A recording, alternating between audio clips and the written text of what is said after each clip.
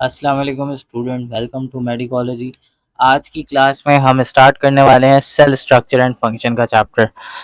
MD cat में मौजूद सारे टॉपिक्स को पढ़ेंगे। तो ये रहा सेल का सिलेबस एमडी कैट में, जिसमें सेल स्ट्रक्चर, जिसमें कंपेयर करना है एनिमल सेल और प्लांट सेल को, प्रोकैरियोटिक सेल को यूकैरियोटिक सेल के साथ, साइटोप्लाज्मिक ऑर्गेनेल में आपको न्यूक्लियस पढ़ना है, endoplasmic reticulum, Golgi bodies, mitochondria और फिर क्रोमोसोम का स्ट्रक्चर और उसकी केमिकल कॉम्पोजिशन। तो हम स्टार्ट करते हैं।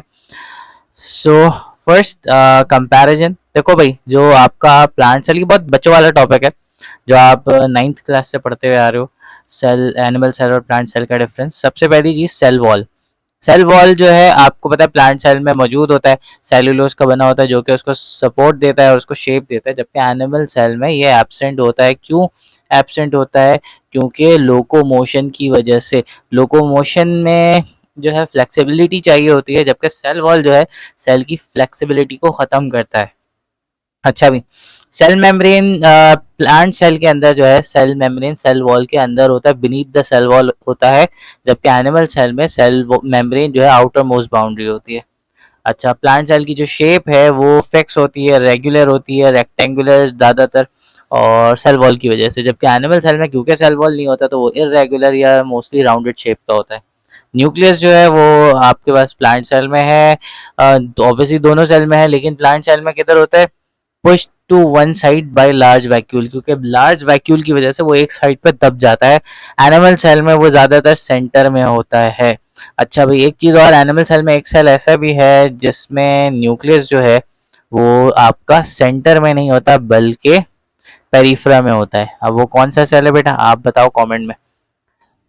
उसके बाद साइटोप्लाज्म जो है वो आपके पास प्रेजेंट होता है, लेकिन साइटोप्लाज्म की थिन लेयर होती है लार्ज वैक्यूल की वजह से। साइटोप्लाज्म की थोड़ी सी जगह बच जाती है और उसी के अंदर सारे सेल ऑर्गेनेल होते हैं।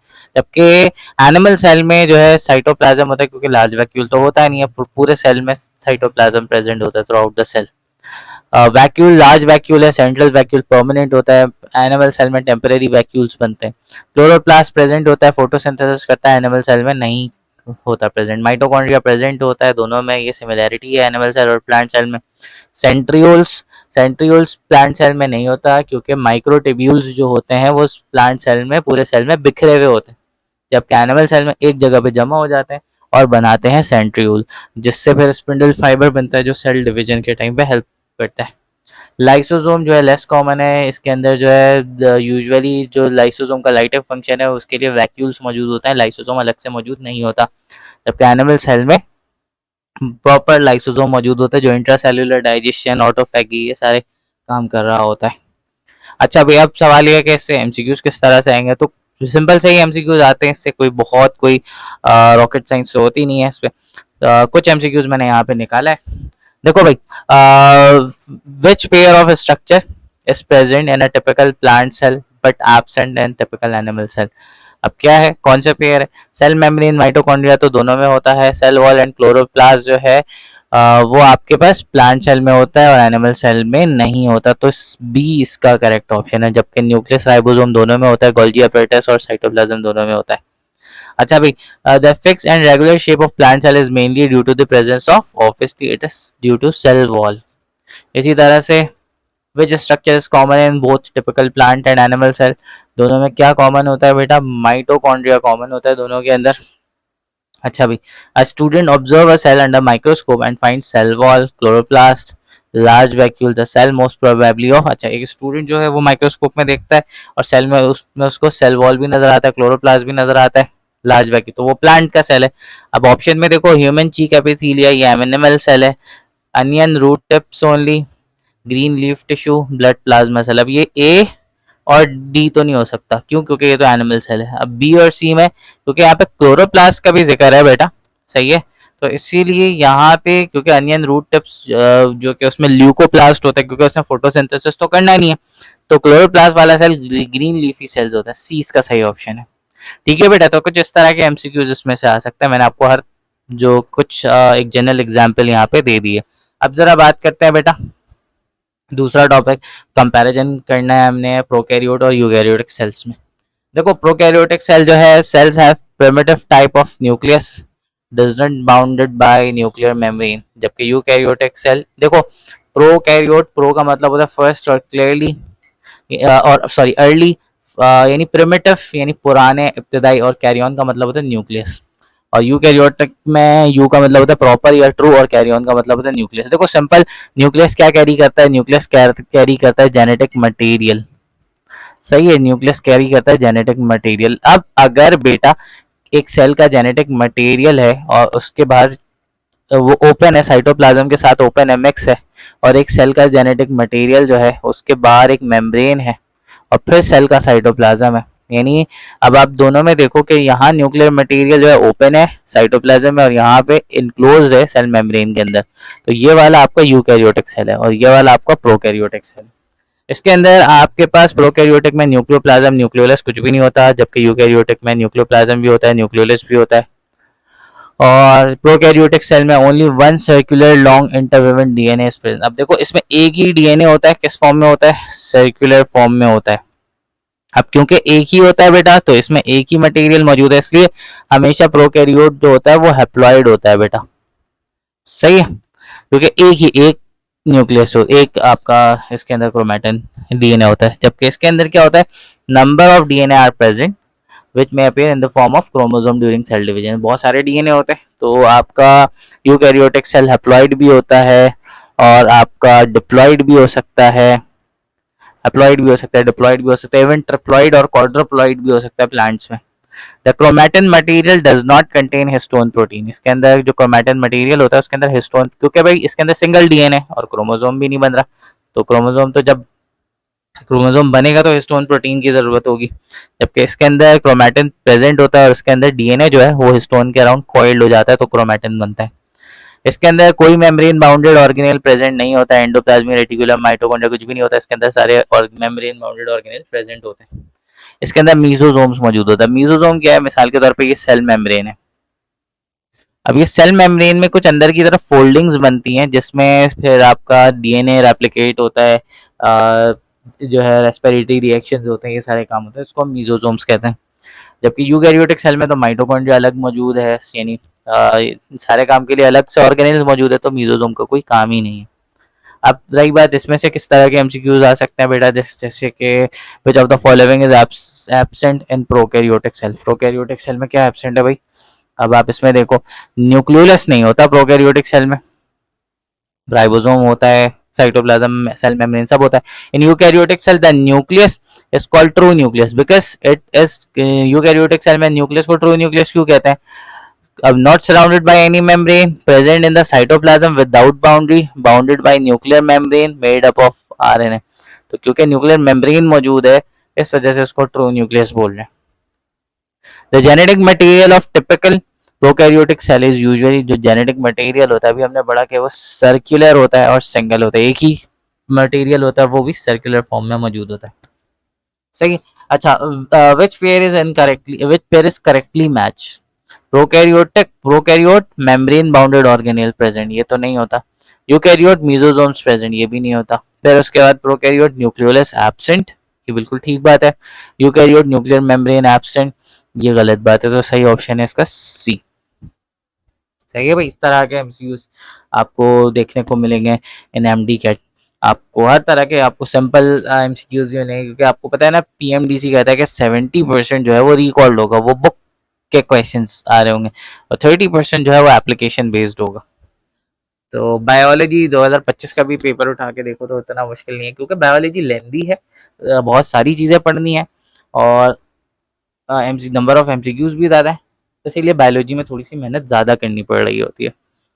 अगला टॉपिक आ जाता है बेटा, हम पहले पढ़ते हैं न्यूक्लियस। अब न्यूक्लियस को मुझे थोड़ा सा डिटेल में अलग से चीज़ पढ़ानी थी, तो मैंने इसकी कोई स्लाइड बनाई नहीं है, ताकि मैं आपको एक एक करके चीज़ें दिखा सकूं।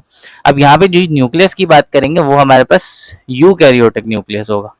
सही है, प्रोकैरियोटिक न्यूक्लियस नहीं, हम बात कर रहे हैं यूकैरियोटिक न्यूक्लियस। अब यूकैरियोटिक सेल में तो न्यूक्लियस प्रॉपर न्यूक्लियस होता है, सही है। अब उसके अंदर बेटा देखो, यूकैरियोटिक सेल में भी कुछ सेल ऐसे होते हैं जिसमें नंबर ऑफ न्यूक्लियस के बिहाफ पे भी डिफरेंट टाइप्स के सेल होते हैं। कुछ ऐसे होते हैं जिसमें एक ही न्यूक्लियस होता है, कहेंगे उसको यूनी न्यूक्लिएटेड सेल। कुछ ऐसे सेल्स होते हैं जिसमें जो है बहुत सारे न्यूक्लियस होते हैं, जिसको हम मल्टी न्यूक्लियस, जैसे हमारा स्केलेटल मसल का सेल, और इसी तरीके से बेटा कुछ ऐसे सेल्स होते हैं जिसमें न्यूक्लियस ही नहीं होता, वो है हमारी बॉडी में रेड ब्लड सेल्स। अच्छा भाई, न्यूक्लियस के अंदर अगर हम कंपोनेंट्स की बात करें तो न्यूक्लियस के अंदर 4 कंपोनेंट होते हैं बेटा। एक होता है स्ट्रक्चर की, अगर हम बात करें तो न्यूक्लियर एनवेलप होता है, न्यूक्लियर एनवेलप होता है। फिर उसके बाद इसके अंदर न्यूक्लियोप्लाज्म होता है, और आपका न्यूक्लियोलस होता है, न्यूक्लियोलस। और फिर उसके बाद आपका सबसे इम्पोर्टेंट क्रोमैटिन होता है। तो ये तमाम तर चीज़ें जो है इसमें होती हैं। अब ज़रा इसके स्ट्रक्चर को डिस्कस करते हैं इन अ डायग्रामेटिक फॉर्म। देखो भाई, ये आपका न्यूक्लियस है, सही है। थोड़ा टेढ़ा मेढ़ा बन रहा है बेटा ये, बट भाई एडजस्ट कर लेना, हम यहाँ पे डायग्राम बनाना तो नहीं सीख रहे। अच्छा, न्यूक्लियस एक डबल मेम्ब्रेन बाउंडेड ऑर्गेनेल है। अब ये बाहरी आउटग्रोथ क्या दिखा रहा हूँ, ये दिखा रहा हूँ एंडोप्लाज्मिक रेटिक्यूलम, क्योंकि जो एंडोप्लाज्मिक रेटिक्यूलम होता है वो न्यूक्लियर मेम्ब्रेन की ही एक्सटेंशन होती है। अच्छा भाई, न्यूक्लियस है ये, अब ये इसकी आउटर मेम्ब्रेन है, ये सही है, आउटर मेम्ब्रेन। और ये इसकी इनर मेम्ब्रेन है भाई, आउटर मेम्ब्रेन, इनर मेम्ब्रेन। और इसके बीच में जो स्पेस होता है that is called perinuclear space, perinuclear space. अच्छा, अब ये जो न्यूक्लियर मेम्ब्रेन है, ये दोनों मेम्ब्रेन जो होती है ना बेटा, ये पोरस होती है। यहाँ पे आपके पास कुछ प्रोटीन्स होते हैं that make holes in nucleus. तो दोनों, कोई भी चीज़ साइटोप्लाज्म से अंदर आ सकती है, कोई भी चीज़ साइटोप्लाज्म यहाँ से बाहर जा सकती है। तो यहाँ पे मौजूद होता है न्यूक्लियोपोरेंस, सही है, न्यूक्लियोपोरेंस यानी न्यूक्लियर पोर मौजूद होता है। तो जिसकी मदद से जो है कोई भी चीज़ साइटोप्लाज्म और न्यूक्लियोप्लाज्म के दरमियान कनेक्शन बना सकती है। अच्छा, अब एक और चीज़ है बेटा, इस न्यूक्लियर मेम्ब्रेन के अंदर जो है यहाँ पे कुछ प्रोटीन जो होते हैं वो ऐसे पूरे स्प्रेड होते हैं, चिपके हुए होते हैं, जो कि इसको फिजिकल सपोर्ट प्रोवाइड करते हैं। सही है, जो इसको फिजिकल सपोर्ट प्रोवाइड करते हैं न्यूक्लियस को अंदर से, और इसकी शेप को मेंटेन करते हैं। इसको हम कहते हैं न्यूक्लियर लैमिना। सही है, जो इसको शेप मेंटेन करते हैं, फिजिकल सपोर्ट प्रोवाइड करते हैं। तो इन सारी चीज़ों को मिला के, nuclear pores, outer membrane, inner membrane, सबको मिला के हम कहते हैं न्यूक्लियर एनवेलप। सही है भाई। अच्छा, अब अंदर का जो स्पेस है, न्यूक्लियस के अंदर का जो स्पेस है, ये स्पेस कहलाता है न्यूक्लियोप्लाज्म। न्यूक्लियोप्लाज्म कहलाता है, इसको हम जो है कैरियोलिम्फ भी कहते हैं। कैरियो का मतलब होता है न्यूक्लियस, लिम्फ का मतलब फ्लूइड, तो इसको हम कैरियोलिम्फ भी कहते हैं। और बेटा इसके अंदर आपके पास एंजाइम्स होते हैं, इसमें ऑब्वियसली डीएनए, आरएनए यानी न्यूक्लिक एसिड, ये सब मौजूद है। सही, प्रोटीन मौजूद है। बुक में लिखा होता है प्रोटीन जो है हिस्टोन और नॉन हिस्टोन, क्योंकि बेटा क्रोमेटिन का एक बहुत मेजर पार्ट होता है हिस्टोन प्रोटीन, तो इसीलिए जो है हिस्टोन प्रोटीन के अलावा जो प्रोटीन होते हैं उसको नॉन हिस्टोन प्रोटीन कहा जाता है। न्यूक्लियस की बात करें तो ये हो गया। फिर उसके बाद यहाँ पे न्यूक्लियस के अंदर ही आपको एक सेंट्रल पार्ट नजर आएगा, सॉलिड सा राउंडेड फॉर्म में, इसका नाम होता है न्यूक्लियोलस। न्यूक्लियोलस होता है बेटा इसका नाम, ये बना होता है आपके आरएनए से, आरएनए से और प्रोटीन से, आरएनए और प्रोटीन से मिलकर बना होता है। इसका काम क्या होता है, इसका काम होता है कि भाई ये राइबोसोम्स बनाता है। सही है, राइबोसोम्स ये बना रहा है, इसका मतलब है इसमें जो आरएनए है वो होता है आरआरएनए, राइबोसोमल आरएनए। तो राइबोसोम 2 सब यूनिट्स से मिलकर बना होता है, स्मॉल सब यूनिट और लार्ज सब यूनिट। तो ये एक एक सब यूनिट्स बनाता है जो इस न्यूक्लियर पोर के जरिए से बाहर जाते हैं, और दोनों सब यूनिट बाहर जाके असेंबल हो जाते हैं, तो बन जाता है आपका राइबोसोम। सही है भाई। तो ये बहुत इंपॉर्टेंट है, न्यूक्लियोलस नहीं होगा राइबोसोम नहीं बनेगा, राइबोसोम नहीं होगा प्रोटीन नहीं बनेगा, प्रोटीन नहीं बनेगा सेल सर्वाइव नहीं कर सकता। और आखिर में सबसे इंपॉर्टेंट चीज़ वो है इसका जो है क्रोमैटिन, जो कि जो डीएनए होता है वो हिस्टोन प्रोटीन के साथ जो है इस तरीके से कॉइल्ड हुआ होता है, और क्रोमैटिन की फॉर्म में न्यूक्लियस में प्रेजेंट होता है उलझे हुए धागे की तरह। तो इसको हम कहते हैं क्रोमैटिन। असल में जो डीएनए होता है एक सेल का, उस डीएनए की लेंथ 7 फीट होती है। अब 7 फीट का डीएनए छोटे से सेल में कैसे आएगा, बिल्कुल उसी तरह से अगर मैं आपको एक बहुत लंबा सा धागा दे दूं, और कहूँ कि बेटा ये धागा अपनी जेब में रखो, तो आप कैसे रखोगे? आप उसको रोल कर लोगे, फोल्ड कॉइल कर लोगे और अपनी जेब में रख लोगे। इसी तरह से ये जो डीएनए है ये हिस्टोन प्रोटीन के अराउंड कॉइल्ड हो जाता है और एक स्ट्रक्चर बनता है जिसको हम कहते हैं डीएनए प्लस हिस्टोन, और एक स्ट्रक्चर बनता है जिसको हम क्रोमैटिन के नाम देते हैं। ठीक है भाई, तो इस तरह से होता है ये आपका न्यूक्लियस का स्ट्रक्चर है। अब न्यूक्लियस आपको पता है कि भाई न्यूक्लियस जो है एक ऐसा ऑर्गेनेल है, एक ऐसा पार्ट है जो सारी एक्टिविटीज़ की, सेल की सारी एक्टिविटीज़ को कंट्रोल करता है, जेनेटिक मटेरियल प्रोसेस करता है और नेक्स्ट जनरेशन में जो हेरिडिटी कैरेक्टर ट्रांसफ़र होता है वो भी न्यूक्लियस की वजह से होता है, क्योंकि न्यूक्लियस के अंदर ही जेनेटिक मटेरियल है। अच्छा भाई, अब ज़रा बात करते हैं कि जो आपका डीएनए होता है, सही है, जैसे ये डीएनए है ना, अब ये आपका डीएनए है, बहुत लंबा सा डीएनए। तो ये डीएनए जो होता है बेटा, ये कॉइल्ड हो जाता है किसके अराउंड? हिस्टोन प्रोटीन के अराउंड। अब समझना ज़रा इसको, हम ज़रा यहाँ सीखेंगे कि भाई ये डीएनए की कॉइलिंग कैसी होती है। भाई डीएनए की कॉइलिंग किस तरीके से होती है? ये डीएनए है आपका। अब आपके पास जो है, जो हिस्टोन प्रोटीन होता है उसके ऑक्टामर्स, यानी ऐसे 4 हिस्टोन के प्रोटीन, 4 मॉलिक्यूल ये आ गए और एक और 4 मॉलिक्यूल ऐसे नीचे मौजूद होता है। तो हिस्टोन का ऑक्टामर मौजूद होता है, हिस्टोन का ऑक्टामर, ऑक्टा का मतलब 8, मर का मतलब मॉलिक्यूल। तो ये जो डीएनए का मॉलिक्यूल है ये हिस्टोन के अराउंड कॉइल हो जाता है, ऐसे जैसे किसी धागा लपेट दिया जाए ना, इस तरह से। तो अब डीएनए कॉइल हो रहा है। अब इस डीएनए की कॉइलिंग में, डीएनए आपको पता है न्यूक्लियोटाइड से बना है, तो डीएनए की कॉइलिंग में 200 न्यूक्लियोटाइड लग जाते हैं एक हिस्टोन प्रोटीन को, एक हिस्टोन प्रोटीन के ऑक्टामर को कॉइल करने में। तो इन सबको इस मिला के इस पूरे स्ट्रक्चर को हम नाम देते हैं न्यूक्लियोसोम। ठीक है भाई, इसको हम कहते हैं न्यूक्लियोसोम। अब इसी तरीके से ऐसे न्यूक्लियोसोम की बहुत सारे न्यूक्लियोसोम ऐसे बनते हैं, तो आपके पास एक न्यूक्लियोसोम की एक चेन डेवलप हो जाती है। सही है, तो ये जो चेन बन गई इस तरीके से, बहुत सारे न्यूक्लियोसोम होते हैं यहाँ पे, तो ये न्यूक्लियोसोम की क्या बन गई? एक चेन बन गई पूरी। ठीक है भाई, तो ये पूरी एक चेन बन गई, इसको हम कहेंगे chain of nucleosome, chain of nucleosome. अब क्या होगा, ये जो चेन है ये कॉइल हो जाएगी।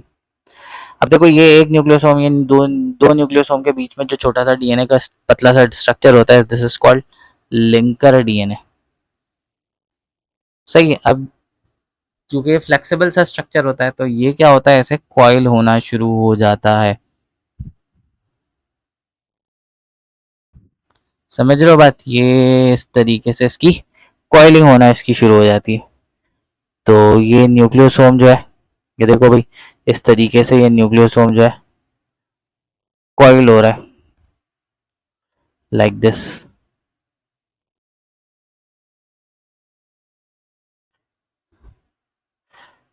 तो ये न्यूक्लियोसोम की चेन कॉइल होती है, और कॉइल होने के बाद ये जो स्ट्रक्चर बन रहा है, यानी ये जो स्ट्रक्चर डेवलप हो रहा है, this structure is called chromatin. सही है, ये जो स्ट्रक्चर बन गया ये क्या है? ये आपका क्रोमैटिन है। तो इसकी थिकनेस हमेशा जो है वो क्या होती है? बढ़ती ही जाती है। अच्छा, अब बात ये है कि क्रोमैटिन तो बन गया, ये आपके न्यूक्लियस में होता है, लेकिन जब सेल डिवाइड होता है तो यही क्रोमैटिन में मजीद कंडेंसेशन होती है, और जब कंडेंसेशन होती है तो ये क्रोमैटिन जो है इसकी होती है सुपर कॉइलिंग। देखो ये क्रोमैटिन है और ये क्रोमैटिन जो है ये आपस में मजीद एक दूसरे के साथ कॉइल हो रहे हैं, ऐसे। समझ रहे हो बात? ये कॉइलिंग हो रही है इसकी, ये कॉइलिंग हो रही है, तो ये कॉइलिंग होने के बाद जो स्ट्रक्चर डेवलप हो रहा है ये आपके पास जो है ये बनता है क्रोमोसोम। अब एक क्रोमोसोम जो है बेटा 2 क्रोमैटिड से बना हुआ होता है, जिसको हम कहते हैं सिस्टर क्रोमैटिड। तो जो क्रोमोसोम के जो क्रोमैटिड है वो इस तरह से बनता है, यानी ये क्रोमैटिड की हुई है सुपर कॉइलिंग। सही है, समझ आ रही है बात? सुपर कॉइलिंग के बाद ये क्रोमोसोम का क्रोमैटिड बन गया। अब एक क्रोमोसोम के अंदर ये आपके पास 2 क्रोमैटिड है, ये देखो अच्छा, क्रोमोसोम लुक लाइक दिस आपका।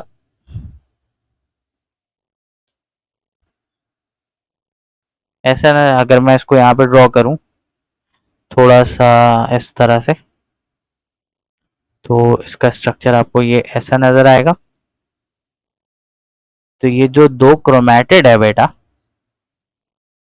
जिसको हम कह रहे हैं सिस्टर क्रोमैटिड, आपको दिख रहा है कि ऐसे जैसे कोई किसी ने यहाँ बीच में गिठान सा बांध दिया, यहाँ पे कॉन्स्ट्रक्शन सी डेवलप हो गई है। That construction is called primary construction. इसको हम सेंट्रोमेयर भी कहते हैं। This construction is called primary construction, इसको हम सेंट्रोमेयर भी कहते हैं। अब सेंट्रोमेयर बेटा यहाँ पे एक प्रोटीन होता है जिसका नाम होता है काइनेटोकोर। अब आपको पता है कि जब सेल डिवाइड होता है तो न्यूक्लियर मेम्ब्रेन वगैरह सब खत्म हो जाती है और क्रोमैटिन जो है क्रोमोसोम में कन्वर्ट हो जाता है और उस क्रोमोसोम को होल्ड करते हैं स्पिंडल फाइबर। तो ये काइनेटोकोर जो है ऐसा हुक लाइक प्रोटीन होता है। तो जो क्रोमोसोम से स्पिंडल फाइबर जुड़े हुए होते हैं ना, वो इसी हुक से जुड़े हुए होते हैं। सही है। अच्छा भाई, ये आपका पूरा यहाँ से यहाँ तक का क्या है, ये आपका, ये आपके दो क्रोमैटिड है और यहाँ से यहाँ तक का जो पार्ट है दिस इज कॉल्ड आर्म। सही है। और ये सेंट्रोमेयर की पोजीशन के बिहाफ पे हमारे पास चार तरह के क्रोमोसोम होते हैं। अगर आपके पास ये सेंट्रोमेयर बिल्कुल बीच में है तो दोनों आर्म्स बराबर होंगे, तो ये कहलाएगा मेटासेंट्रिक। मेटासेंट्रिक। और अगर आपके पास ये आर्म जो है ऐसे है कि एक आर्म थोड़ा सा छोटा है और एक आर्म थोड़ा सा बड़ा है, तो ये कहलाता है सब मेटासेंट्रिक। सही है। तो जो छोटा वाला आर्म होता है उसको पी आर्म कहते हैं और जो बड़ा वाला आर्म होता है उसको क्यू आर्म कहते हैं। और इसी तरीके से अगर एक आर्म बहुत ही है, जो पी आर्म है ये बहुत ही छोटा हो जाए और क्यू आर्म जो है वो ये बहुत बड़ा हो जाए, तो ये कहलाता है एक्रोसेंट्रिक। सही है, एक्रोसेंट्रिक। और इसको हम सब टीलोसेंट्रिक भी कहते हैं, सब टीलोसेंट्रिक। और फिर अगर ऐसा हो जाए कि भाई एक ही आर्म मौजूद हो, यानी सेंट्रोमेयर बिल्कुल एंड में चला जाए, तो ये कहलाता है टीलोसेंट्रिक। बुक में लिखा हुआ है कि भाई ये टीलोसेंट्रिक ह्यूमन में मौजूद नहीं होता, यानी ये स्ट्रक्चर का नाम है, इस तरह के स्ट्रक्चर वाले क्रोमोसोम नहीं मौजूद होते। अच्छा, अब यहाँ पे क्रोमोसोम के एंड पर एक कॉन्स्ट्रक्शन और बनती है। तो ये जो कॉन्स्ट्रक्शन बनती है ना बेटा यहाँ पे, दिस इज कॉल्ड, एक साइड पे बना के दिखा रहा हूँ, this is called secondary construction. अब आपको पता है कि ये आपके पास सेकेंडरी कॉन्स्ट्रक्शन के बाद ये जो ऊपर वाला पार्ट है, सही, ये जो ऊपर वाला हिस्सा है ये वाला, दिस इज कॉल्ड सैटेलाइट। सही है। इसके अंदर जो डीएनए होता है वो किसी काम का नहीं होता, उसको हम कहते हैं जंक डीएनए। सही, उसको हम कहते हैं जंक डीएनए। और अब एक और बात बताऊं, ये क्रोमोसोम्स क्रोमेटिड्स की जो एंडिंग है ये कहीं आपस में मिल ना जाए, इसीलिए इसके एंड पे यहाँ पे एक जो है टीलोमर्स मौजूद होता है जो कि इसको प्रिवेंट करता है एक दूसरे के साथ मिक्सअप होने से। और आपको मजे की बात बताऊं, ये टीलोमर हर दफा जब जब सेल डिवाइड होता है तो ये टीलोमर खत्म होता जाता है और आपको पता है यही टीलोमर है जो न्यूक्लियोलस बनाता है। अब पता है अगर टीलोमर खत्म हो जाएगा तो न्यूक्लियोलस नहीं बनेंगे, न्यूक्लियोलस नहीं बनेगा तो राइबोसोम नहीं बनेगा और राइबोसोम नहीं बनेगा तो प्रोटीन नहीं बनेगा, प्रोटीन नहीं बनेगा तो सेल सर्वाइव नहीं कर पाएगा, मर जाएगा। तो हमारी बॉडी में हर सेल डिवीजन के बाद टीलोमर कंज्यूम होता रहता है। तो अभी तो ठीक है, लेकिन ऐसा ऐसा करके जब बहुत सारी एज गुजर जाएगी तो एक वक्त ऐसा आएगा जब बॉडी के बहुत सारे सेल्स में से टीलोमर खत्म हो चुका होगा और फिर वो सेल डिवाइड होने की कैपेसिटी लूज कर जाएगा और हमारी बॉडी में नंबर ऑफ हेल्दी सेल्स कम होने लगेंगे और बॉडी में आने लगेगा बुढ़ापा। ठीक है भाई। अच्छा, तो ये हो गया इसका स्ट्रक्चर। अब हम बात करते हैं इससे एमसीक्यूज कैसे आएंगे। सो बेटा यहाँ पे the nuclear envelope is mainly compose of, nuclear envelope किससे बना होता है, डबल मेम्ब्रेन से बना हुआ होता है। सही है। Which structure inside the nucleus is responsible for ribosome formation, ribosome formation के लिए न्यूक्लियोलस इन्वॉल्व होता है बेटा। सही है। फिर उसके बाद the nuclear envelope is continuous with which organelle, कौन से ऑर्गेनल के साथ, अभी स्टार्ट में ही बताया था, that is endoplasmic reticulum. Endoplasmic reticulum extension होती है बेटा न्यूक्लियस की। न्यूक्लियर मेम्ब्रेन की। The nucleolus is rich in, nucleolus में क्या होता है, क्योंकि न्यूक्लियोलस राइबोसोम बनाता है तो आरआरएनए और प्रोटीन्स मौजूद होते हैं। ठीक है भाई। अब बात करते हैं एक और स्ट्रक्चर, एंडोप्लाज्मिक रेटिक्यूलम की। अच्छा भाई, एंडोप्लाज्मिक रेटिक्यूलम के बारे में देखो, एंडो का मतलब होता है इनसाइड, सही है। प्लाज्मिक का मतलब यानी प्लाज्मा मेम्ब्रेन, यानी cell membrane, inside the cell membrane, तो इनसाइड द सेल मेम्ब्रेन तो साइटोप्लाज्म में सेल है। रेटिक्यूलम का मतलब होता है नेटवर्क। अब नेटवर्क का मतलब होता है जो हर जगह फैला हुआ हो, सही है, जब स्प्रेडेड हो, फैला हो। तो एंडोप्लाज्मिक रेटिकुलम की डेफिनेशन क्या बता रही है, इंटरकनेक्टेड। इंटरकनेक्टेड का मतलब होता है आपस में जुड़े हुए, नेटवर्क ऑफ सिस्टेनी। सिस्टेनी किसको कहते हैं, सिस्टेनी कहते हैं फ्लैट सैक को या ट्यूब को, किसी भी किस्म के फ्लैट स्ट्रक्चर को। जैसे फॉर एग्जांपल अगर ये एक ट्यूब है, इसको अगर मैं ऐसे दोनों तरफ से मार के ऐसा चपटा कर दूं, सही है, तो ये आपका सिस्टर्नी कहलाएगा। तो सिस्टर्नी फ्लैट ट्यूब्स का एक नेटवर्क है जो आपस में जुड़े हुए हैं। किससे बना हुआ है, ये लिपोप्रोटीन से बना हुआ है, extended from nuclear membrane. Nuclear membrane से शुरू हो रहे हैं, सेल मेम्ब्रेन पे खत्म हो रहे हैं, तो ये आपका एंडोप्लाज्मिक रेटिक्यूलम कहलाता है। अब इसमें आपको दो तरह के स्ट्रक्चर नजर आ रहे हैं, एक ये वाला that is called rough endoplasmic reticulum, इसका एक और नाम भी होता है ग्रैन्युलेटेड। ग्रैन्युलेटेड का मतलब होता है दानेदार, सही है। क्यों दानेदार क्यों कह रहे हैं, तो इसलिए कह रहे हैं क्योंकि इसमें से जुड़ा हुआ है राइबोसोम, सही है, राइबोसोम जुड़ा हुआ है अब इसकी आउटर वॉल से, तो इस वजह से इसको हम रफ एंडोप्लाज्मिक रेटिकुलम कह रहे हैं। फिर एक और स्ट्रक्चर है जिसमें राइबोसोम जुड़ा हुआ नहीं है, इसको हम कहते हैं स्मूथ एंडोप्लाज्मिक रेटिकुलम। और ए ग्रैन्युलेटेड, ए ग्रैन्युल ए का मतलब है एब्सेंट, इसके अंदर दानेदार जो है, सॉरी ये स्पेलिंग गलत हो गई, ग्रैन्युलेटेड एंडोप्लाज्मिक रेटिकुलम, यानी एब्सेंट होता है, ग्रैन्यूल्स इसके अंदर एब्सेंट होता है। अब जरा बात करते हैं कि भाई ये रफ एंडोप्लाज्मिक रेटिकुलम जो है, it is a type of endoplasmic reticulum which is heavily coated with ribosome. Ribosomes होते हैं on it's outer surface towards cytoplasmic face, cytoplasm की तरफ जो फेस होता है उस तरफ दीवार पे मौजूद होता है। It is mostly it occurs mostly in protein synthesizing cell, protein synthesize करने वाले सेल्स में ये मौजूद होता है ज़्यादा प्रोपोर्शन। अच्छा, कुछ सेल्स ऐसे होते हैं जिसमें जो है दोनों स्मूथ और रफ दोनों प्रेजेंट होता है, कुछ सेल ऐसे होते हैं जिसमें सिर्फ रफ प्रेजेंट होता है, सिर्फ स्मूथ प्रेजेंट होता है, जैसे मसल्स के सेल्स हो गए, उसके अंदर जो आपका एंडोप्लाज्मिक रेटिकुलम होता है वो स्मूथ एंडोप्लाज्मिक रेटिकुलम होता है जिसका नाम है सार्कोप्लाज्मिक रेटिकुलम, सही है। अच्छा भाई, इसके अंदर the process of translation during protein synthesis. अच्छा देखो, आपको पता है डीएनए से आरएनए बनता है, तो ये आपका ट्रांसक्रिप्शन कहलाता है, और आरएनए से फिर आपका पॉलीपेप्टाइड बनता है या प्रोटीन बनता है, तो इसको हम कहते हैं ट्रांसलेशन। तो ट्रांसलेशन का प्रोसेस इसके अंदर होता है। और after synthesis of the protein, protein जब सिंथेसाइज हो सकता है या तो वो स्टोर्ड हो जाता है साइटोप्लाज्म में या तो एक्सपोर्ट आउट, सही है, सेल से बाहर चला जाता है। तो यानी सेल से बाहर जाने वाले जितने भी प्रोटीन्स होते हैं वो आपका रफ एंडोप्लाज्मिक रेटिकुलम बनाता है। अच्छा भाई, एक चीज और देखो, दो जगह, क्योंकि राइबोसोम अटैच है इसके साथ। अब दो राइबोसोम, दो तरह के राइबोसोम्स होते हैं, एक होता है सेल में जो आवारा घूमने वाले राइबोसोम्स होते हैं जो साइटोप्लाज्म में घूम रहे होते हैं, वो बनाते हैं, वो ऐसे प्रोटीन्स बनाते हैं जिन्होंने सेल के अंदर ही रह के काम करना है, सेल के बाहर नहीं जाना। और एक रफ एंडोप्लाज्मिक रेटिकुलम के साथ अटैच होता है, वो ऐसे प्रोटीन्स बनाते हैं जो सेल के बाहर जाके काम करेंगे। अब देखो, जितने भी डाइजेस्टिव एंजाइम्स होते हैं हमारी बॉडी में, एक्स्ट्रा सेल्यूलर डाइजेशन होती है, यानी सेल के अंदर डाइजेशन नहीं होती, सेल के बाहर ऑर्गन्स के अंदर होती है, स्टमक के अंदर होती है, स्मॉल इंटेस्टीन के अंदर होती है। तो ये इसके अंदर जितने भी एंजाइम्स होते हैं ना, तो ये आपका रफ एंडोप्लाज्मिक रेटिकुलम ही बनाता है। तो अगर एमसीक्यूज में आ जाए कि भाई बताओ पेप्सिन किसने बनाया, तो आप बताओगे कि ये रफ एंडोप्लाज्मिक रेटिकुलम ने बनाया है, सही है। अच्छा, इसी तरीके से स्मूथ एंडोप्लाज्मिक रेटिकुलम होता है, ये आपके पास क्योंकि स्मूथ सरफेस होता है, राइबोसोम अटैच नहीं होता है, ये कहाँ किधर मौजूद होता है, स्टीरॉइड प्रोड्यूसिंग सेल्स में होता है, जैसे कि एडिपोज सेल हो गया। एडिपोज सेल्स जो है फैट रिच सेल्स होते हैं जो फैट को, स्टीरॉइड्स को प्रोड्यूस करते हैं, स्टोर करते हैं। इंटरस्टिशियल सेल्स में मौजूद होता है, ग्लाइकोजन स्टोरिंग सेल्स में मौजूद होता है, लिवर और muscle are the glycogen storing cells. It is involve in the synthesis of oil, phospholipid and different types of steroids. ये बनाता है ऑयल, फॉस्फोलिपिड, स्टीरॉइड्स बनाता है। और फिर उसके बाद smooth endoplasmic reticulum mechanical support भी देता है। अच्छा, ये बात ऐसा है कि रफ भी देता है, दोनों देता है, क्योंकि एक नेटवर्क की तरह होता है जो न्यूक्लियर मेम्ब्रेन से सेल मेम्ब्रेन तक आ रहा होता है, तो दोनों ही देते हैं। बट यहाँ पे आपकी किताब में लिखा हुआ है कि भाई स्मूथ दे रहा है mechanical support.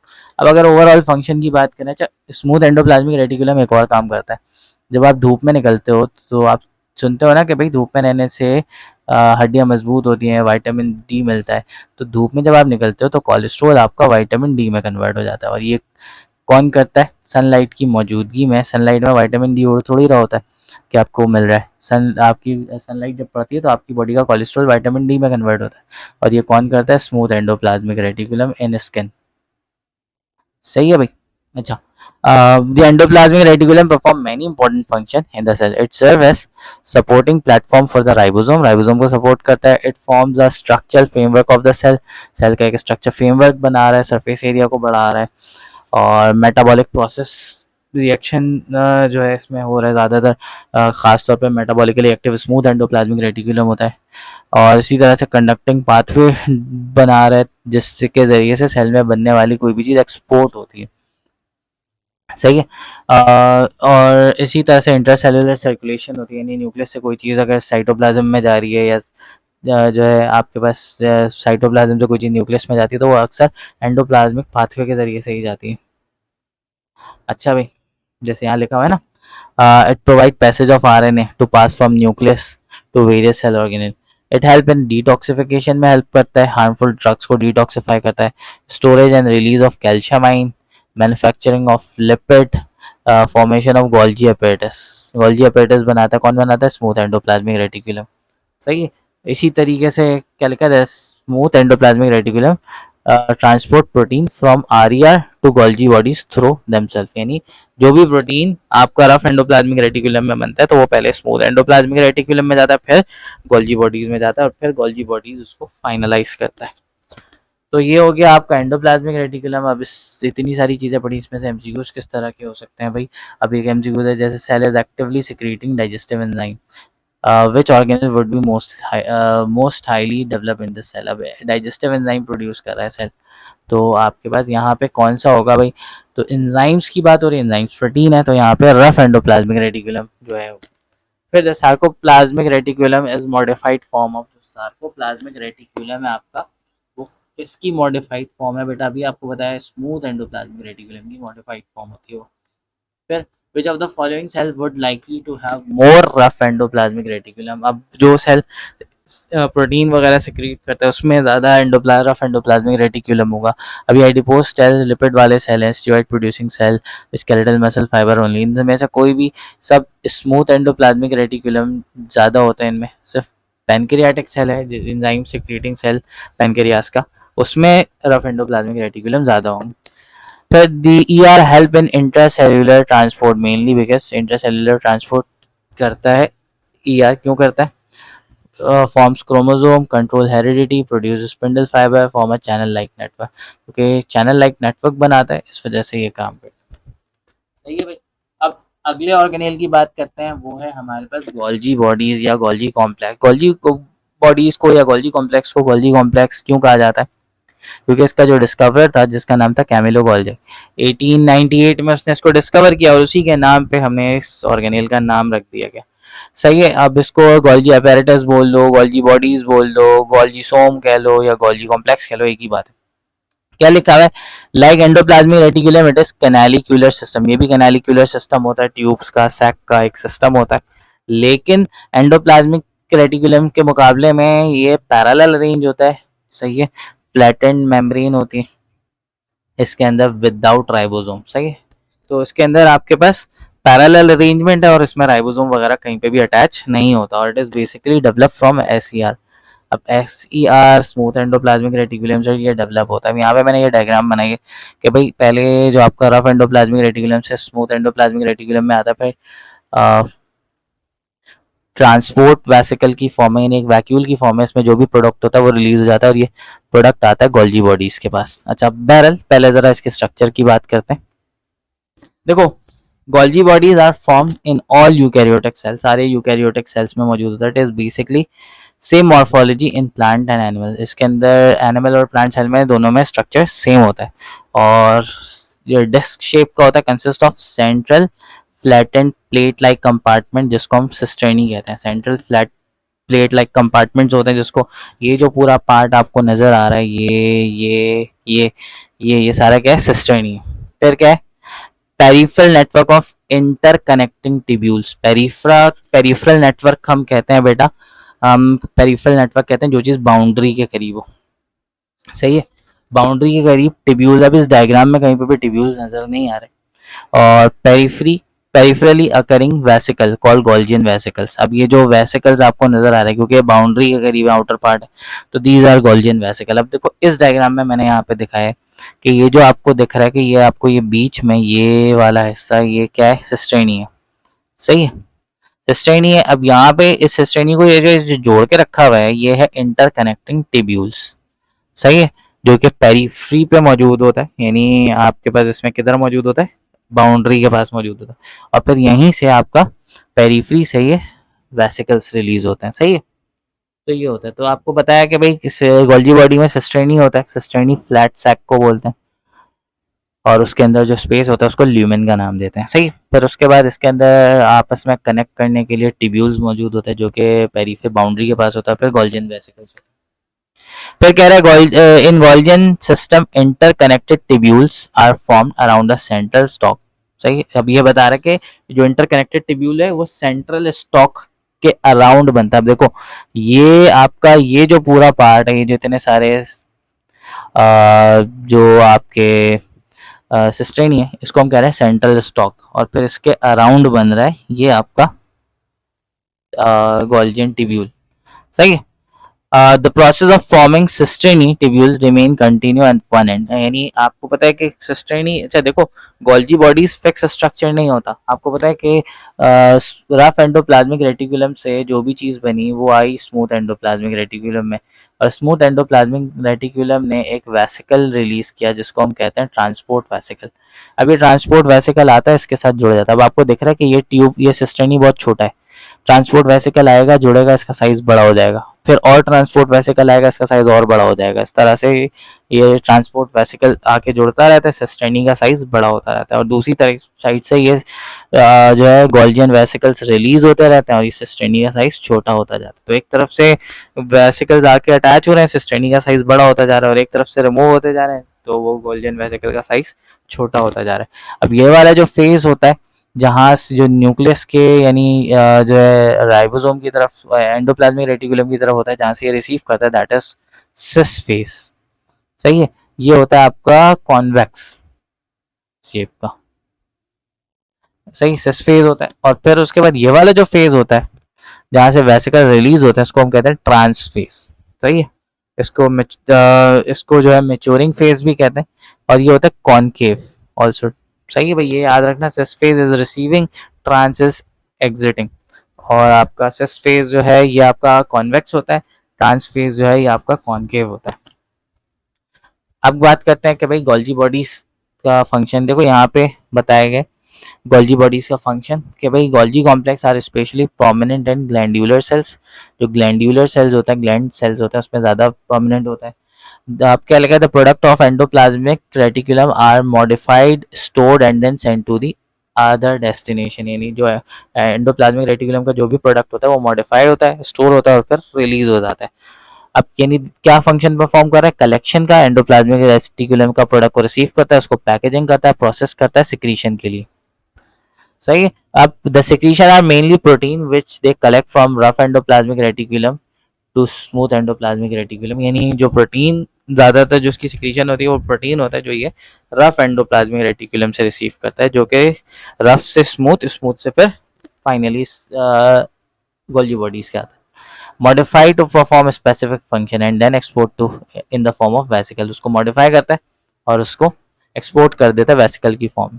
It manufacture certain macromolecule, कुछ मैक्रोमोलिक्यूल भी बनाता है ये अलग से, खुद बनाता है, जैसे बहुत सारे पॉलीसेकेराइड। अब कौन से पॉलीसेकेराइड, सेल्यूलोज जो है ये बनाता है, काइटिन जो है ये बना, अब सेल्यूलोज के लिए ग्लूकोज आके इसमें जमा हो जाता है। कौन सा, अब अगर आपसे पूछा जाए कि भाई गोल्जी बॉडीज के पास कौन सा ग्लूकोज होगा, अब आपको पता है सेल्यूलोज बना रहा है। अब सेल्यूलोज बना हुआ होता है बीटा ग्लूकोज से, तो इसका मतलब है गोल्जी बॉडीज जो है उसके अंदर बीटा ग्लूकोज मौजूद होता है, सेल्यूलोज बनाता है, काइटिन बनाता है। सही है, जिससे फिर सेल वॉल, सेल प्लेट बनता है। प्लांट यानी सेल, प्लांट सेल में जो सेल वॉल की सिंथेसिस होती है वो आपके पास गोल्जी बॉडीज में होती है। और फिर उसके बाद कुछ ऑर्गेनेल्स जैसे लाइसोसोम, पेरोक्सिसोम, ग्लाइऑक्सिसोम भी गोल्जी बॉडीज में बनते हैं। और फिर उसके अलावा बहुत सारे कॉन्जुगेटेड मॉलिक्यूल्स भी आपके पास गोल्जी बॉडीज के ही प्रोडक्ट होते हैं। अब जरा बात करते हैं कि भाई Golgi bodies are mainly involve in synthesis of ATP, packaging and secretion of cellular products, formation of spindle fibre, application of DNA. Golgi body, अच्छा गोल्जी बॉडी पैकेजिंग करता है, सिक्रीशन करता है, तो इस वजह से गोल्जी बॉडी को अक्सर post office of the cell भी कहा जाता है। Flattened plate like compartment of Golgi apparatus are called, जो फ्लैट प्लेट लाइक कंपार्टमेंट होता है उसको हम सिस्टर्नी कहते हैं। Golgi apparatus differ from endoplasmic reticulum because Golgi apparatus और रफ एंडोप्लाज्मिक रेटिकुलम में क्या डिफरेंस है? Because Golgi apparatus has ribosome in its surface, ये तो नहीं होता। lack membrane bounded vesicle, has flattened sac without ribosome, flat sac होता है without ribosome, यानी rough endoplasmic reticulum are also flat sac but with ribosome, और ये जो है गोल्जी बॉडीज वे विदाउट राइबोसोम्स होती है, तो यही डिफरेंस है। Which phase of Golgi apparatus usually faces toward the nucleus, कौन सा फेज है जो न्यूक्लियस की तरफ फेस कर रहा होता है? न्यूक्लियस की तरफ, यानी nucleus, rough endoplasmic reticulum, smooth endoplasmic reticulum, और फिर गोल्जी बॉडीज, यानी ये होता है आपका सिस फेस, रिसीविंग फेस। सही है। फिर उसके बाद अगर पूछा जाता कि भाई सेल मेम्ब्रेन की तरफ कौन होता है, तो आप कहते हैं ट्रांसफेस।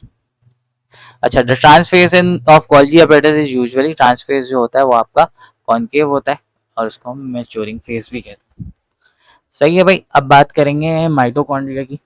माइटोकॉन्ड्रिया और कॉन्ड्रियोसोम आर यूजुअली, कॉन्ड्रियोसोम का मतलब, कॉन्ड्रिया का मतलब होता है भाई फोल्डिंग्स। तो क्योंकि बेटा माइटोकॉन्ड्रिया में एक चीज़ बड़ी कॉमन है, वो है इसकी इनर मेम्ब्रेन, जो कि बहुत फेमस है कि भाई इनर मेम्ब्रेन में फोल्डिंग्स मौजूद होती हैं, तो जिसकी वजह से इसको कॉन्ड्रियोसोम्स कहा जाता है। सही है। अच्छा, जितने भी यूकैरियोटिक सेल होते हैं सब में प्रेजेंट होता है। They appear minute granular vesicle rodlets thread और स्टिंग्स की फॉर्म में हो सकता है, किसी भी इनमें से किसी भी फॉर्म में हो सकता है, डिपेंड करता है nature of the cell, cell की नेचर क्या है, सेल का स्ट्रक्चर क्या है, कौन सा सेल है, बट ये ज़्यादातर जो है बीन शेप में मौजूद होता है। अच्छा भाई, ये आप याद रखना, it is seen to be constant motion in living cell, living cell में कंटिन्यूसली मूव कर रहा होता है, यानी कंटिन्यूसली इसके अंदर जो है फंक्शन परफॉर्म हो रहा होता है, ये मूवमेंट में होता है। इसी तरह से सेंटर होता है एरोबिक रेस्पिरेशन का, एटीपी प्रोड्यूस करता है, जिसकी वजह से उसको हम कहते हैं powerhouse of the cell. आपको यकीन नहीं होगा 2024 के अंदर ये क्वेश्चन आ चुका था, जो जेएसएमयू ने एमडी कैट कंडक्ट किया था, उसमें उन्होंने पूछा था कि बताओ dash is the powerhouse of the cell, तो बाद में उस टेस्ट को कैंसिल कर दिया गया था। अच्छा भाई, माइटोकॉन्ड्रिया जो होता है अप्रोक्सीमेटली उसके अंदर 0.5 टू 1 नैनोमीटर उसका डायमीटर होता है। सही है। और 10 माइक्रोमीटर लॉन्ग होता है। डबल मेम्ब्रेन होते, डबल मेम्ब्रेन बाउंडेड ऑर्गेनेल। अब जो है दोनों मेम्ब्रेन जो है लिपिड और प्रोटीन से बनी हुई है। आउटर मेम्ब्रेन स्मूथ होती है और उसमें पोर्स मौजूद होता है, दैट इज पोरेंस। तो आउटर मेम्ब्रेन क्या होती है, परमिएबल होती है, कोई भी चीज अंदर या बाहर मूव कर सकती है। Inner membrane form irregular incomplete portion due to inverts folding, जो इनर मेम्ब्रेन होती है उसके अंदर इनवर्ट फोल्डिंग होती है, और इन फोल्ड को हम क्रिस्टी कहते हैं, जिसकी वजह से इसका सरफेस एरिया बढ़ जाता है। मिसाल के तौर पे भाई ये आपका एक आउटर मेम्ब्रेन है और ये आपकी इनर मेम्ब्रेन है।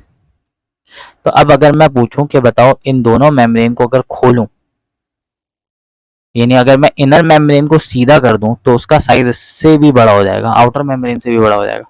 तो ऑब्वियसली जो है क्योंकि फोल्डिंग्स मौजूद है, तो फोल्डिंग्स की वजह से सरफेस एरिया क्या हो गया, बढ़ गया। अच्छा भाई,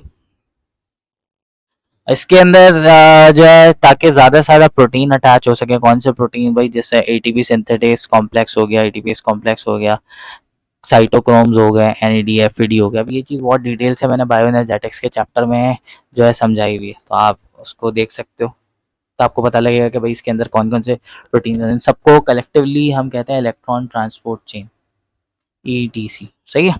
These complex and molecules serve as electron carrier which metabolize carbohydrate, starch, fatty acid, amino acid, सबको मेटाबोलाइज करता है और कार्बन डाइऑक्साइड और वाटर प्रोड्यूस करता है और एनर्जी प्रोड्यूस करता है एटीपीज की फॉर्म में।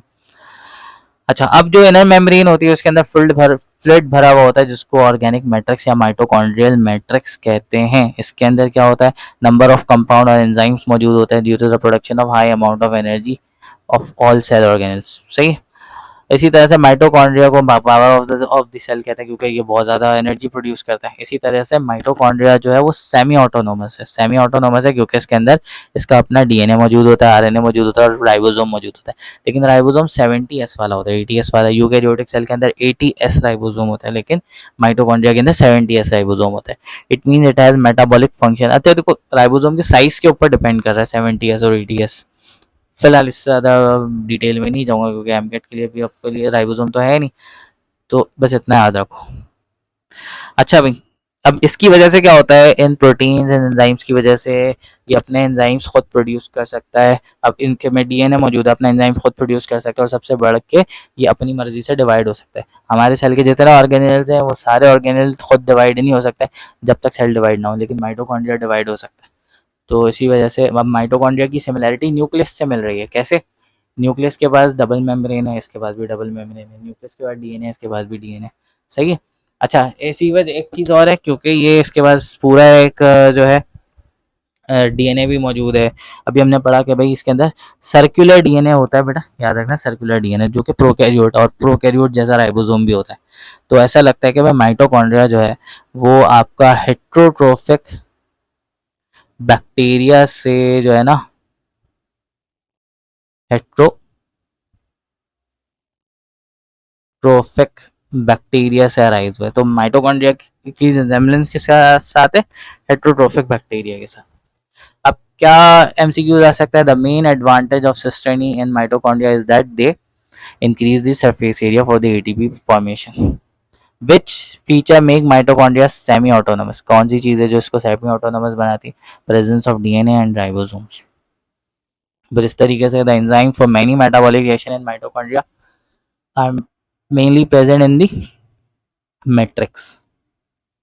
Mitochondrial ribosomes are similar to bacterial ribosome because they are 70s। ठीक है बेटा, तो this is all about this chapter. I hope कि आप इस चैप्टर में सारे कॉन्सेप्ट्स क्लियर हो गए होंगे।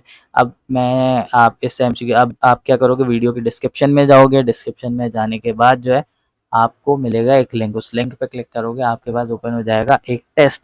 उस टेस्ट को अटेम्प्ट करोगे, पास पेपर के क्वेश्चन से बनाया गया है वो टेस्ट, इस चैप्टर के लिए खास तौर पे। Thank you so much. अगली वीडियो में मिलते हैं। वीडियो को लाइक ज़रूर करना, चैनल को सब्सक्राइब भी करना। थैंक यू सो मच बेटा। अल्लाह हाफिज़।